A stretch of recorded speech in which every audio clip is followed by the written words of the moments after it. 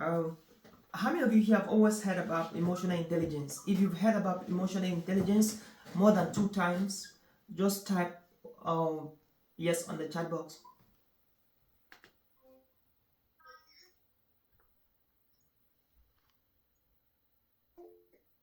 Great. Okay. Great. So once again, you're welcome, everybody. You're welcome, guys. You're welcome, Stephanie. You're welcome, Confidence. So today, I want to walk you through emotional intelligence. Emotional intelligence is a long concept and it's not a new concept, it's an old concept. And some of the people that actually came up with the concept, to the extent that they wrote a couple of books on the subject of emotional intelligence, are great speakers and teachers and trainers like Daniel Goleman. So Daniel Goleman is an amazing author that has written so much on the subject of emotional intelligence.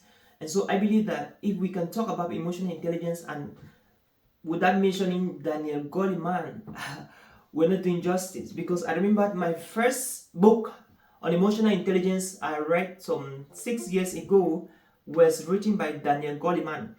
And this man is amazing. Is amazing. So if you have not read this book, Emotional Intelligence by Daniel Goleman, I strongly recommend you to check the book and make sure you read it even as we kick off.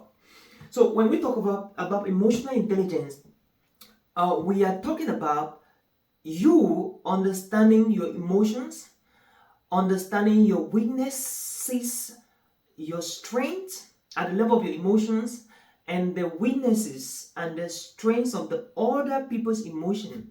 You're also looking at the threats and the opportunities to your own emotions and to the threats and the opportunity to the other people's emotions. So literally, we mean understanding the SWOT analysis of your emotions and the emotions of the people around you. Some years ago, I used to work in a health organization, and so this fateful day, I had a colleague that went out for break and spent more time than she was supposed to spend. So when she came back home, and that was after 2 hours. So when she came back home, I have no idea that she took more than she was supposed to take as time for break. And so when she came back to the office, and I naively told her, welcome. I've always spoken in a loud voice. So to my greatest surprise, this lady was frowned. She was mad at me. She's like, Oliver, must you tell me that welcome? And I was like, oh, really? Like, what's the hell with that? And now I did not understand that this woman was afraid that the project manager, the PM, which office was just beside our own working space, you know, he was going to hear about that. Like, the project manager probably was wondering who is coming back now that I am saying welcome. That was not the case, by the way. The project manager was busy with clients in his office, and he did not hear my welcome back to this colleague. I was sharing the workspace with her. And so she just got annoyed, and I was like, I really appreciate the fact that you said that. I felt bad that you realized that I was not supposed to use my voice louder to say welcome. Well, I have no idea about that. However, I did not appreciate the way you spoke to me. You spoke to me as though I was your kid, bro, which I don't think that is the case. Which we are all here to work and to serve our clients. So please, next time, you don't speak to me like that. If you do that, I will not appreciate. And that's how I responded to the lady. And from there, we've been very good friends, and we communicate so well together. And so those are aspects of emotional intelligence, and those things will always happen on daily basis, be it in the workplace, be it in the house, be it in relationships, husbands, wife, parents, children, parents, employer, employees, employers, government, citizens, government, they will always happen. Church, pastor's church, Christian, the imam, the and all of that, the followers and all of that, and vice versa. So it is very crucial for you and I to have a mastery of our emotional intelligence. Now, emotional intelligence is equally what we call EI, emotional intelligence. You can call it EI. So we have public speaking, we have emotional intelligence. Those are some top skills that everybody is supposed to master if you want to strive in whatever you're doing. So, why is it important for you to master your emotions? It is because every now and then, people have their problems. People have their personal challenges in life that they go through. And most of the time, they will always step on your feet. And so, if you do not know how to manage your emotions and the others, and you are not emotionally intelligent, you will always be in loggerheads with the people you work with. Imagine now, you work in an office space with 12 colleagues, and all the colleagues, maybe not all, 10 of them, 11 of them, you are not talking with them because you said something that they disagreed, or they said something and you disagree. And because of that, you're not talking to each other. Now, come to think about the impact of that poor communication between the both of you in that organization, in achieving the overall objective, the mission, the vision, the core values, everyday objectives, every week objectives, every month objectives.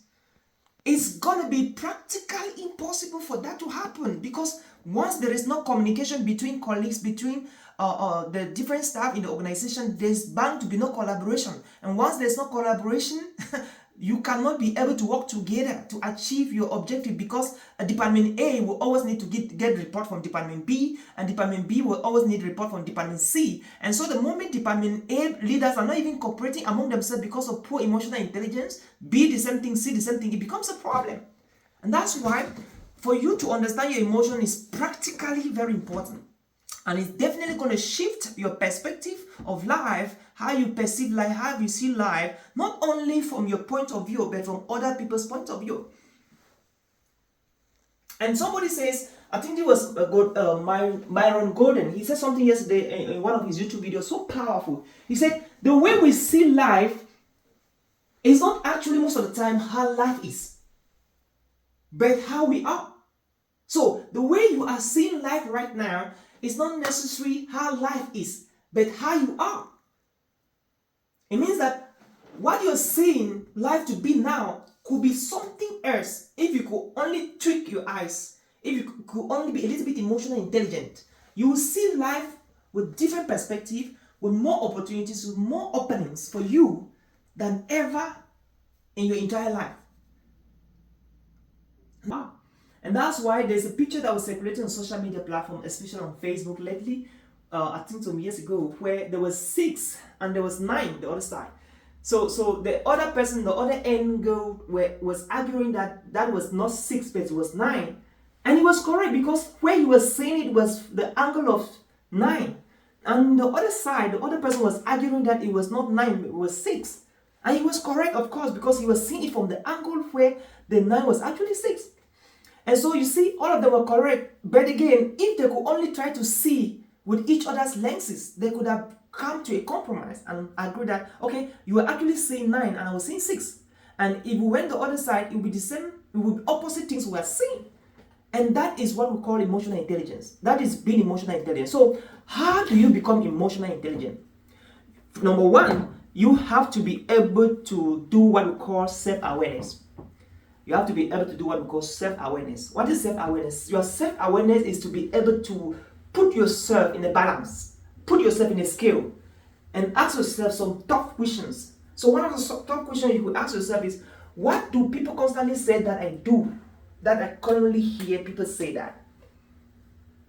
And if it is true that I do this thing, what can I do, to get better at it? What can I do to get better in doing that thing? So, for instance, if people constantly say that you irritate them, you talk arrogantly, you are too rude, you're too impolite, you're too pervasive. And that's what people constantly tell you in your work environment. It's something you start giving a thought to it. You start asking yourself, what can I do to become more polite? What can I do to become a friendly person when I'm doing my communication? Right? So you start asking yourself questions, like tough questions. What are people saying about me? And you're looking at it. What can I do about it? So there is no way you can be emotionally intelligent if you don't balance yourself and assure yourself that I have weaknesses, I have strength, I have opportunities, I have trait, and I have to do something about my weaknesses. I have to do something about the trait that they are around me. So you need to assess yourself and ask yourself, what's my personality? What do people say about me that are true? Because some of these things are actually true. You need to assess yourself. So the first thing is self-awareness. Self-awareness is very, very, very, very important. Self-awareness is very, very crucial. So do you know yourself? That's the question I'm asking you. Do you know yourself? Are you outspoken? Are you too quiet? Because there are a lot of people that they are very outspoken. They talk at any time. At times they're not even supposed to talk. They start talking. And there are some people that are very quiet and timid. And they only talk only when they press them or they force them or demand them pressure to talk. So among the two, which are you? Now, if you notice that you're actually the person that you talk less, then you're asking yourself, is that going to help in your work environment? Is that helping in your home? Is that helping where you are? If you discover that you talk more, you want to see how you can balance that up, right? You don't want to be the only person in the room that's always talking, that's always answering questions anytime they ask questions. Some people could see that as a weakness. So you want to balance up things, and that is only possible if you have an awareness of yourself, if you've done a self-awareness analysis. And so the second thing you have to do when it comes to mastering your emotion is also being able to self-regulate yourself. Now, the moment you notice that this is who you are, you want to regulate it, put it in the balance to make sure that, okay, let me not do it to excesses, let me regulate how I do it. And of course, one of the things that you need to understand with this is not only doing that for yourself, but doing that for others. Now, practically, we have 4 kinds of personalities. We have 2 main categories of personality. We have the introvert and the extrovert. The introvert are the quiet types, at times the timid type, the reserved types. The extrovert are those who want to talk, those who want to express themselves when they are hurt, when something is not going well. Those are the extrovert. And generally speaking, under the extrovert, we have 2 categories. We have the sanguines and we have the cholerics. Sanguines and cholerics. Sanguines are the people that really just want to talk. Whether there's something to talk about or not, they just open their mouth, they just want to talk. At times they talk about things they don't even know. This kind of children in school where you ask a question, they don't even know the answer, they just put up their hand, they say, I, madam, I. And then, pop, you say, yes, you, X, and he gets up, he's having nothing to say. Most of them are sanguine. There are a lot of people that they want to talk, but when you give them the room to talk, they have nothing very valuable or substantial to share. Now, those are the sanguines. And then on the other side, we have the cholerics. The cholerics are the people that they talk, but they walk the talk. Everything they say they want to do is what they want to do because they influence people by their achievements. And they like to talk about themselves, like, I've achieved this, I've achieved that, I've achieved this. And again, they do those things because they want people to respect them. So they work so hard, the choleric, because they want people to respect them and to value them. And that's why there are some people, when you don't respect them, when you disrespect them, knowingly, consciously or unconsciously, they will kneel to you. Those are the cholerics.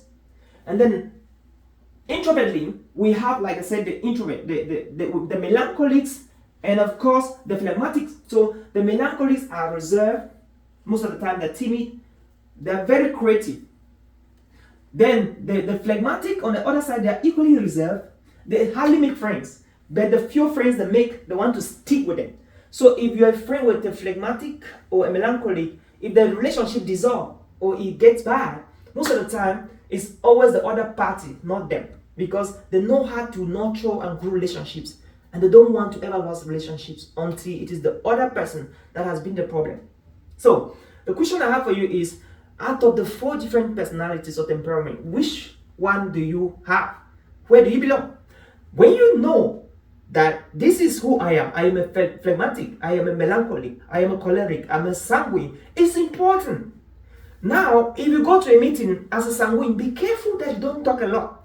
Now that you know yourself, always regulate. At times, you don't need to answer some questions, you even know the answers. At times, you don't need to do some contributions, you even know the contribution. If there are room for other people to express themselves, you want to just reserve your thought at times. Because if you must always talk, people will discover that you are just talking all the time, you're dominating the conversation. And the moment people are in a place and you're always dominating the conversation, some people unconsciously will tend to hurt you. Just like they will just dislike you because you're just verbose and just constantly talking and saying stuff. You don't give room for other people. And so that is the power of awareness. Now, when you know that you are an introvert, like a phlegmatic or like a melancholic, you will understand that, okay, damn, if you don't express some of the best ideas you have in you, it might not benefit the organization, it might not benefit the association, it might not benefit the team, the group. So what do? You want to express your thoughts, your ideas at times by putting up your hand or by asking, can I share something? There's something I want to share. That is the power of awareness. Now, as a team leader, which you are, how do you, with this knowledge, be able to coordinate a meeting? Understanding that there are some people that until you ask them to say something, they will never say something. And also understanding that there are some people that if you don't even ask them to say something, they will love to put up their hands and say something. And what they're going to say might not even make a lot of sense. So how do you now understand? Understanding that this one is this way, this one is this way. How do you bring to a compromise? How do you bring everything at equilibrium to make sure that everybody is 50-50? That is what we call emotional intelligence. So it's about you knowing your emotions, knowing your weaknesses, your challenges, your strengths, your traits, like your opportunities, and knowing the others' weaknesses and strengths and traits and opportunities, and see how you can bring everything to a balance. And so when you master these things, you become emotionally intelligent. And so a leader who is leading people who understand that this one does not talk means that the moment this one brings an idea, brings a problem, brings a worry to me that she's never talking, it is something urgent to think about. It's something to consider. It's something to strike a conversation to see how you can solve the problem. Because before he comes, she must have taken a lot of time thinking and meditating and reflecting. So that's something that you have to immediately see what you can do about it. Right? Because before that person comes to you, there's really should be a problem. And the other person that is always coming, you want to see how you can also prevent the person not from disturbing you all the time, by seeing how you can work with the person, not by hurting the person or using some hurtful feedback, but by constructively giving feedback to the person to understand the magnitude of the work you're doing and how he can help you by not always calling you all the time or texting you all the time. That's emotional intelligence. That's emotional intelligence. And I think that's so powerful. So as speakers, as leaders, we need to understand. Because at times as a speaker, you will work with people that anytime you want to say something, they will cut you short. Anytime you want to say something, they will cut you short. Anytime you want to say something, and you can feel very frustrated, like really, really frustrated as a speaker, as a leader. And so what do? You have to learn to calm down and accept the situation. And so you have to love everybody for who he is. There are some people that are outspoken, some are timid, some are close. So you just have to love everybody for who they are. So you're not loving X because he is very timid all the time and hating Y because he talks all the time. No, you have to love Y because he talks all the time, and that is who he is. You cannot change him. You can only help to regulate that frequency, that temperature. You cannot hate X because he's not always talking. He's very selfish. He always keeps the ideas for himself or for herself. No, that is his or her genetic makeup. What that means is that's genetic inclination. It means that that's how the person was wired from birth. There are some people that are naturally timid, naturally quiet, naturally outspoken, naturally opening up to share all the time. The least idea that comes to the mind, you want to share. Please, that is how they are. So you just need to be emotionally intelligent to learn how to manage them. And you don't need to hate them because they are human beings that deserve respect. And that's why I'm getting to the next point, which is empathy. Empathy. You cannot be emotionally intelligent, my dear friend, if you cannot show empathy to one another. What is empathy? Empathy is putting your shoes in the feet of somebody in front of you trying to explain something to you. So for instance, as a professional speaker, anytime somebody gets to my inbox and like, oh, Oliver, I want to launch my professional speaking career. For instance, yesterday I received one of my friends who came to me yesterday and he told me that, Oliver, I really want to become a motivational speaker and I want to launch my speaking career right now. Please, what should I do? How should I start? And when he came to me, I really felt like, wow, this guy wants to launch his career and he needs help, he needs support, he needs encouragement. So I was not just in a rush to answer his question, but I decided to actually make a meeting with him, a kind of 10-minute meeting where I'm going to share with him some practical tips you can do to start your speaking career. All right. And I'm actually preparing towards the meeting. Because when he came, I remember myself some years ago when I was almost contacting everybody I came across and I knew that person was a speaker. I needed help. I needed somebody to guide me. I needed someone to lead me. But some people actually opened up to help me and they did. And I really appreciate people like Charlotte came, like Dr. Woloko Emmanuel. I appreciate people like Stain Rosso in South Africa and many others of them. Many of them. So why? Because they helped. So when somebody comes to me for any help when it comes to professional speaking and guidance, I really will just want to help because I want to put I remember some years ago, I was just exactly there. And so that is what we call empathy. So empathy, again, is putting yourself in the shoes of people, trying to feel what they're feeling. That's empathy. And empathy is very important to emotional intelligence. So again, I was in the studio recently with my friend Daniel, and so I just came across a picture on LinkedIn. And so this guy posted a picture where there were some 3 guys. It was kind of in the ship. The boat was flying in the sea, in the river, and so they were having some nice moment together, sipping some wine or champagne or something. So 3 friends were sitting on the table and then sipping some wine, and then somebody kind of was drowning in water, and so somewhere he was privileged to touch the edge of the boat. And unfortunately, there were 3 big stones that were on the person's legs. So they tied 3 big stones to the person's feet. And so the person struggled to hold the edge of the boat. And so the person was kind of crying and screaming for help, like, hey guys, please, can you help me? And the 3 guys that were sipping the wine, they were rather looking at him and laughing at this gentleman. They were laughing at him because they were like, what is the hell? You've already heard the boat. Why don't you just climb up? But they did not know that there were 3 big stones that if you compare the weight of the stones to the man's weight, you notice that the stones were way heavier than him. And so the least seconds, he will fall back into the sea. But he was trying to scream to ask for help. And those guys, they had no idea that there was a loot under his feet bigger than him. And they were joking about helping him. So that is empathy. So when somebody shows up to you to help, always consider doing something, because you never know what the person is going through. And this also reminds me of an experience where one of the great speakers in South Africa, Vusi Temukwai, shared the other day how he received a text message from a friend who was asking, hey bro, are you available? There's something I really want to share with you right now. And it's true that Vusi was in the midst of a conversation. He's highly sought after globally. So he's like, hey bro, sorry, I'm busy right now. Please, I will call you back. Probably tomorrow and all that. You know what happened? The next day, all that Vusi could hear, all he heard was the sad news how this guy already passed away. The guy had passed away. And so it got to him and he was like, oh my gosh. He was like, I wish I was even able to give this guy just 1 minute or 30 seconds of my time to at least listen to him, what he wanted to share with me. Who knows? Maybe that could have saved the life of this young man or the life of this gentleman. And see, but he was busy. And that is, I really regret I did this in the past. That time some people just get to me and like, sorry, I'm not available. But at times it's always good to ask, please, is what you want to share with me long? Is it going to take a lot of time? It's 1 minute. Can we discuss quickly for 1 minute before I...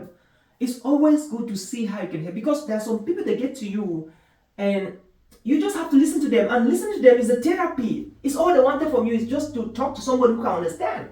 And I remember the story of a young man who was very brilliant in school, and the father was always complaining of him. So the guy went to school, had excellent grade, called the father because he wanted to impress the dad. Called the dad and say, "Dad, I have good news for you. I've had straight A's in my first year in college. Dad, are you proud of me?" And the father was like, "Son, I am busy right now. Son, I am busy right now. Can we talk later?" And this guy was like, "Gosh, Dad, I'm saying that I just had straight A's in my first year in college, and I'm asking, Dad, are you proud of me?" And Dad was like, "Son, sorry, I said I'm busy. I'm in a business call right now, and I don't have time to talk to you." And this guy dropped the call. You know what happened? The next time, he found himself with some bad friends, and they negatively influenced him. And before the father noticed, he was taking drugs. Before the father noticed, he was into alcohol, he was into cigarette, he was into all sorts of negative vibes. And the end of it was terrible. That's how this man lost the child. Because by the time he was dying, he was like, "What on earth should I be living for? The only person, which is my father, that I trusted him so much, to believe so much in me, that I did everything to impress him. Academically, he was excellent. I did everything for my father to be happy with me, but he did not have time for me. To the extent I was one of the best in my class, but my dad never had time for me." And that's how this guy got angry, offended, found himself in a bad environment, bad relationships, and that's how he took his life away. There are people out there, they just need your 1 minute to be able to share something, and all they need for you is to listen to them. And by listening to them, you're going to just help them to restore the hope that they've lost. That's empathy. So empathy, like I said, is putting yourself in the shoes of people who are talking with you, sharing whatever they're sharing with you. And all you have to do is to console them, is to encourage them, is to reassure them, is to give them the hope that they are craving and yearning for. And that's why I love this guy. What the guy is doing is that he just moves around the world. Some of you must have seen him. He moves around the world, and all he does is he hugs people. So when he sees you, he can ask you to hold his hand, and then you go up together, or he just hugs you. You know, at times he buys the gifts and gifts. That's amazing. A lot of people in the world, they need people that they can hug them. Because for the last 10 years or 5 years or 2 years, nobody have hugged them. And so if you are there wearing that you're going to hug these people just to put a smile on their faces, that's empathy. And of course, you must always know your boundaries. You must always know the limits that you have to go, or the boundaries. That's empathy. And that is emotional intelligence. So it's about you, like I said, knowing your weaknesses, knowing your strengths, knowing the others' weaknesses and their strength, and seeing how you can be able to be of help to them, so that you can work together with them without creating conflict and chaos, and without hurting each other, and always in good terms, professionally. That is emotional intelligence.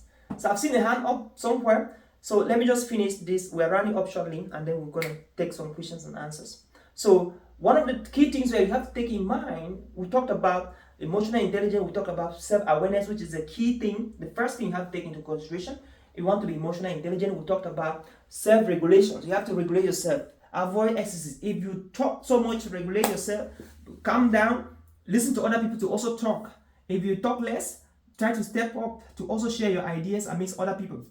We talked about empathy. I've talked so much about empathy. And then let's look at motivation. You know, your motivation also is very important, because you want to be motivated by the right reasons, by the right decision to do what you're doing, not just motivated wrongly. So the fact that you work in an organization right now, in an association right now, of course you have goals, you have objectives, you have a vision. So how do you accomplish that vision or that mission? Without motivation, it's practically impossible. And so because of the motivation that you have towards that dream that your company is having as a corporate dream or goal or vision, you have to be sure that you are able to fit in with the conversations, with the right conversations. You're able to fit in the right departments wherever you're working, and to ensure that you don't hurt other people's feelings just like they don't hurt your own feeling. And even if somebody hurts your feelings, you have to, because of that motivation, to talk to them in a way that they will understand exactly the magnitude of what they have done, and to learn not to do that the next time. Remember the story I shared of my experience with a colleague when we started this conversation. How I was able to tell her straightforward, upfront, that this is how I felt, when you spoke to me the way you did. And please, I will never appreciate this next time. And today we are very good friends. And lastly, you have to develop social skills. Social skills are very, very important. Like, do you know that it is really like a crime for you to go to a network meeting and you're talking with people and you keep on talking about yourself, what you've achieved, where you've gone to, who you've been, and all of that. It is like a crime. Actually, that is not a good skill to inculcate as somebody who wants to be emotionally intelligent. For you to be emotionally intelligent, you have to be sure that you also listen to people when it's their turn to talk. That's wisdom. Listen to other people when it's their turn to talk. And anytime you want to say something, you have to allow the other person to finish his point. Allow the other person to finish his point or her point before you bring your point. Don't be trying to cut another person short out of what he is saying because you're trying to say your own. Some people tell me that, what do you do if the idea just popped into your mind and you must express it before you escape or disappear? Well, you could write it down. Jot it down in your book, on your notebook, on your phone, as an SMS, whatever. Write it down somewhere. If you think that you forget about it, allow the other person to settle down with his thought or her thought before you introduce your own ideas or thought.